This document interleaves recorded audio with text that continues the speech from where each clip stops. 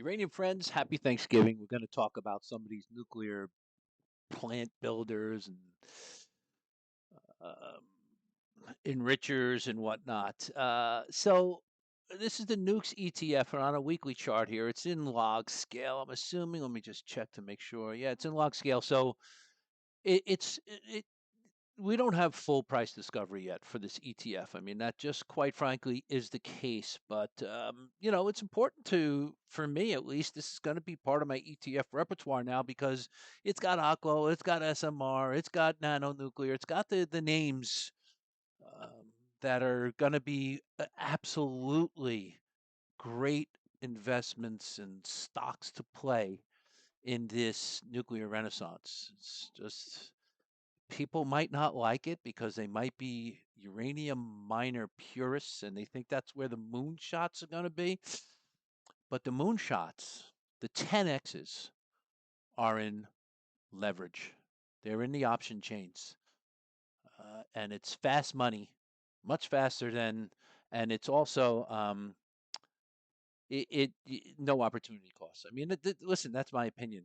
There's plenty to be said for the person that runs an account that just buys a couple names that they think are going to do well because they've done a bunch of due diligence and fundamental work, and they like the management company and they like the geology and whatnot, and they go, okay, I see the supply squeeze coming within the next 5 to 10 years.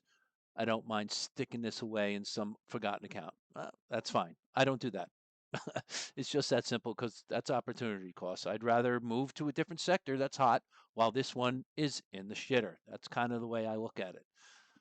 But weekly chart, right? Not much in the way of metrics. So what am I going to say here? Well, I know there's support in here. I know there's a lot of support, right? There's a lot of action in here just from this look without pivots, and I see it with the volume profile. I also see that I have these moving averages right at the bottom, and that's also where the ending of this support is. So to me, like this $41, $42 range, that's the level. That's the level that I might even be interested in saying, let me give this thing a shot. But knowing that the next spot is going to be down another $2 to $3, right? 38, 37, somewhere in here. You can see it in the volume profile. If you don't use volume profile,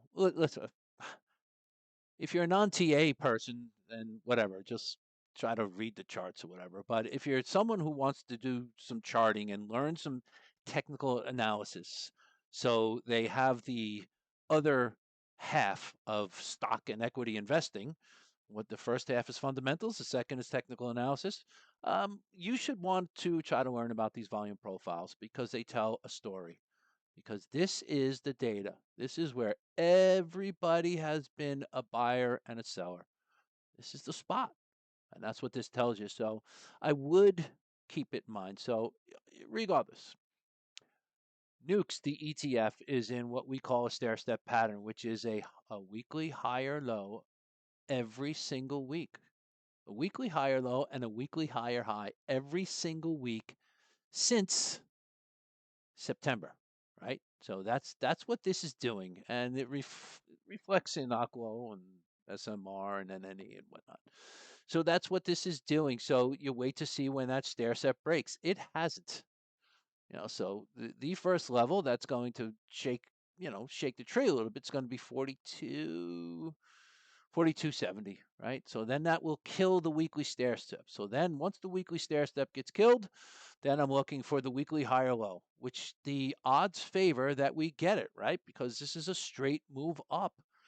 It's a straight move up. So at some point it will want and need to have a pivot, right? So the higher low, and I would guess that possibly a weekly higher low could end up being somewhere in here, right? And it will probably end up being some sort of monthly thing, right? But even if it comes down into here and starts to get into this area for the next weekly pivot, it's probably going to be absolutely fine. So the thing is that I don't even run Fibonacci's on something like this. I need to get a pivot first before I do that. So I don't really have a take on the fibs. If I was going to say, well, this is it, I want to run a fib on that, I can do it. And I would probably literally just take it from this bottom to this top, right? So let's just say hypothetically that that's the top for nukes right now. And then we're going to be looking to see how the retracement sizes go, right? So even if the 38% retracement comes down to here, breaks down on these EMAs, gives you your pivot, and it's good to go. So I'm going to be watching it more. Okay, so let's look at some of the constituents. Oklo, what a beautiful, beautiful run, right? Liquidity and option chains. That's just going to be the theme of this one, right? So I can move this level up. So this area here has become important in multiple ways, right? So well, let me see what we got going on here. I got to redo this fib. Let me just get a good fib pull. All right, so we're going to take this fib pull from this bottom, all right, to the top. All right, so this is the fib of this run, and it's valid to take it off this top. So still a very healthy bull flag, for sure. And even if it comes down to like this $17 area, still fantastic, fantastic. So I have no issues with this Oklo chart. It's a great chart. It just tells you like that now, like traders can just look at this. And since you're playing the space for a long time and you want to take some swings when in a name that has liquidity, these are low risk entries down here. If you're wrong, you can get out, right? So right now it's right smack in the middle. So it goes either way from here. So then you might look at for pivots or whatnot on a daily, right? So let's look at the daily. Yeah, so that it's all sideways stuff, right? And technically it's in a daily downtrend, but it's dinky, right? So here's a high, low, lower high, lower low, and it looks like the lower high is set again. So it's a daily downtrend with some slight confirmation. So the real confirmation will come as 17 breaks down, but for now you can just view it as sideways, and it is. I mean, I'm not the biggest line guy, but there is some tightening going on here. You could kind of see it, right? I would just probably take that. What's the rule on the trend lines? At least 3 solid candle touches. 1, 2, 3. I mean, you can make it a little bit better, right? Because I can't see. It doesn't matter, but you get the picture, right? There it is. That would be a decent support line, in my opinion. This is why I'm not the biggest fan of this stuff, because these trend lines can be very arbitrary depending on who the person is drawing it. I would probably do something like that, right? So it's kind of tightening up. It's going to need to tighten up more. So this might not resolve all the way until the end of December, right around Christmas Eve. And then I think we usually have like rallies in Christmas Eve area, just in general in the market. So that's the deal. It's the 12 EMA is kind of holding it down on the daily. So Oklo looks fine long term. Looks okay short term. It's starting to have some red flags. I'm sure this is probably a 4-hour. Yeah, same deal. I mean, actually, it's a good little bounce there, but still, it didn't do anything. So it's just sideways. That's all we're looking at, sideways. And I don't know if there's enough data in the monthly to say anything. There really isn't. So that's the deal with Oklo. SMR. Let's see what's going on here. So another one. Um, Buy recommendations came out in here, and then the sell recommendation came out in here. So listen, I'll make this comment. Nothing wrong with buying here, right? There's a lot wrong with selling that buy here. I would say there's nothing wrong with selling that buy over here because you lost support, right? You top ticked it, There's nothing wrong with taking a top tick as long as you define your risk and as long as you keep it tight, because in stretched conditions, just de-spacking. I mean, there is nothing more obvious than knowing that a drawdown's coming, right? So our good friend Narf just 10x'd on SMR, or came close to it. So yeah, I was buying calls in here. Everybody knows it. I posted it. Um, huge gains with leverage. Again, liquidity and option chain. So, but here's the deal with SMR. I mean, it's straight up. So weekly consolidation is due. Um, doesn't mean it's not going to keep going, but again, stair step pattern looks just like Nukes, right? Stair step, higher high, higher low every single month. Maybe it's just a miss here. There's a miss here. That was actually a little inside bar, right? But this is just a flat out straight weekly run up into hot, hot, hot overbought conditions. It's going to need consolidation.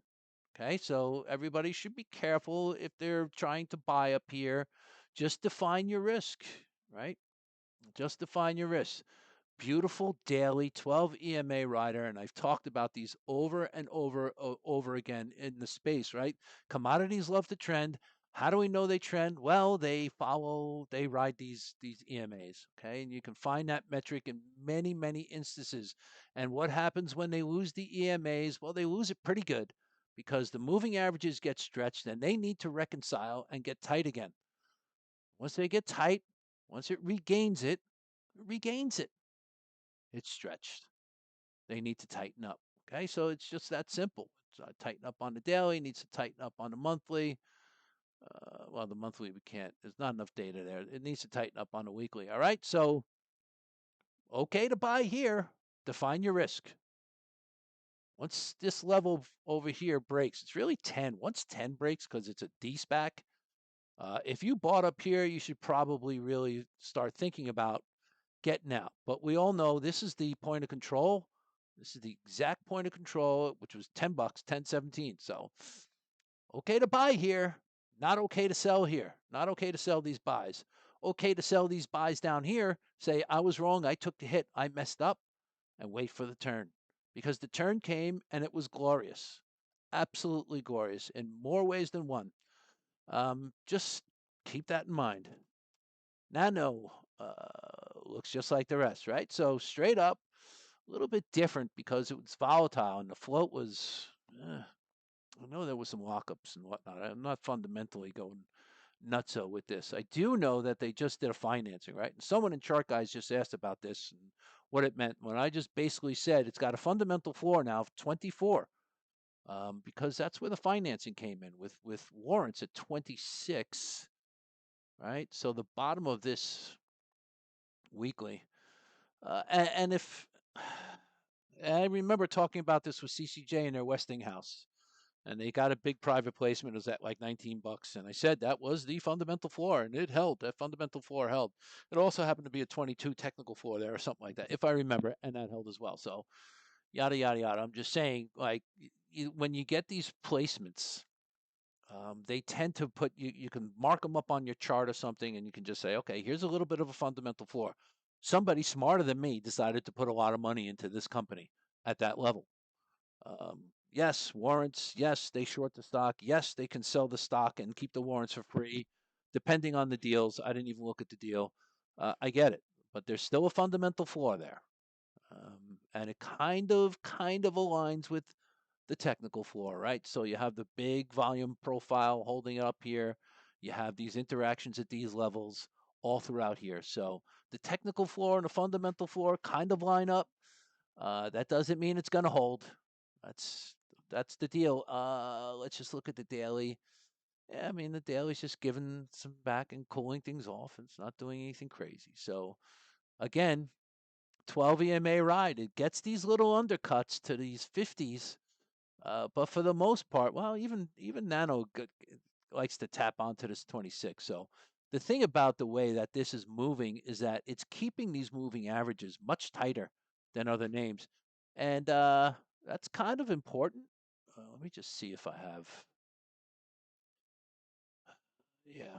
Okay, so that's Nano. We can look at BWXT. This is a beast, and I'm still kicking myself for not buying down here when it did this drawdown. And you know what's funny? Because I know Segra Art Hyde is the one time the guy ever responded to me, and he said, "Oh, the valuation's probably in the 80s," and I just didn't buy down here, and it ran away. But it is what it is. The thing I know about BWXT is that it gives you these opportunities, right? So it's probably going to give me an opportunity somewhere down around the 100 range. I'm almost fairly certain of it just by watching this. But yeah, these guys have been building and servicing plants, and they build nuclear reactors for the Navy and whatnot. So anchor, great anchor in a nuclear renaissance portfolio, if you ask me. I mean, they do pay dividend. I don't know how good it is. Yeah, it's nothing, but it is something. So yeah, it pays to watch. Again, the rider, to me, it's technically speaking, I'm supposed to buy dips anytime I get this hit, like this hit. So maybe I will, maybe I won't. I don't know. I'd much rather see this thing down in the hundreds, and this is where the anchored VWAPs are running, and this is where the 200-day moving average is running. So some sort of visit down here in the low hundreds is going to have me interested, especially since it's the breakout level from all this, right? So this 110, 107 area. Love to see it get back down here, but BWXT, look at the chart. Insanity, right? So it's just basically when I say again, entry points matter, they matter. You want to get them when they're making these dips. You just know, like a chart like that, it's I want to get them when they take these nice dips, and it gives you the opportunity. It just does it. The stock like this resets itself every once in a while. Reversion to the mean stuff, whatever you want to call it, right? So resets itself once in a while. So if you're looking at this monthly 50 EMA would be a lovely spot to be able to buy it. So, but I would personally going to start scaling in tranches, probably around the 100 range. That would be kind of where I would want to be starting, at least starting a small position. Option chain liquidity again. So yeah, are there any other ones? Before I go to the controversy of the week. Uh, oh, LEU. LEU has been acting well, so it's coming to maybe backtest this huge value area.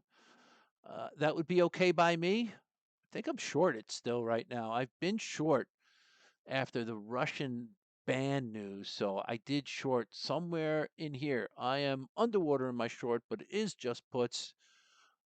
So it's a defined risk. That's what it comes down to. I've got some time on them. I'm hoping that I get a little bit more of a thing. If I can get some sort of positivity out of those puts, I might roll them. But the option chain kind of sucks on LEU also, so not the best. Daily downtrend, high, low, lower high, lower low, lower high. Looks like it's being set right now. This stuff needs to hold. This level needs to hold right now. Otherwise, you're going to be looking down here, hopefully, to try to get a bounce in the 74 area. That's LEU. Lightbridge, it's doing Lightbridge things, so it's probably not the best deal to be in Lightbridge personally. If we lose this level right now, that's the way I see it, because there's a volume pocket, and Lightbridge is Lightbridge, right? If anyone who pays attention to the sector for any amount of time knows it's just wonky and does this stuff. So uh, I'm in a small position. I'm probably not going to be sticking around much longer. We'll see. Uh, but the weekly did this move made some changes in the chart, right? But you can see these moves that are just it does this, right? So when you start to look at the weekly chart, you get a better picture. You say, oh well, things have really changed for Lightbridge. The chart says they actually kind of have, but is it much different than what we've seen all the way down since like forever? So Lightbridge, as much as people think they've got this technology, whatever, all these fundamental guys, Clay Montgomery likes this one. He likes maybe they have patents or whatever. Maybe they're making the fuel for the next gen reactors. Yeah, maybe. Um, this thing has just been going down for like 20 years. It's just been going down. It's never gone up. I mean, yeah, it's gone up, but straight down. So, and now it's sideways. And this is building a very big sideways base. So In technical terms and equity terms, the longer the base, the bigger the run. So, yeah, Lightbridge, absolutely, it has my attention, but that doesn't mean that this can't go sideways for another 5 to 10 years, right? This thing has been going sideways. The sideways is started like right around here. Let's just say it's around here. So the thing's been going sideways for like 6 years. 6 years of sideways. Might get a better look on this quarterly. Yeah. And when you look at this quarterly chart, you sit there and go, okay, guess what? It hasn't changed. The chart has not changed. It didn't even break this resistance without rejecting yet again.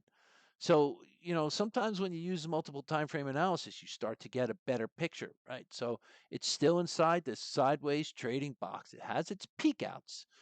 And yeah, one could contend that you could move this box. That might be a better view of the box. Okay. I'm going to leave these undercuts. There's more action here. So you're inside the box, inside the top half of it, but you're inside the box. So that's why I say I might not be sticking around much longer if I lose this, because I could be looking back down here again. And like I said, entry points matter, right? So um, I could save myself all of this drawdown, buy a lot more of the stock with the same amount of money that I had put it in here, and do much better. That's the way I look at it. So that's a deal. All right, one last thing. I'm not going to do it. I'm going to do ASPI on a separate standalone video. So that's it for the builders. Did I miss anything? Let me see. I don't think I did. Peninsula, what a great company. Yeah, that's it. Over and out.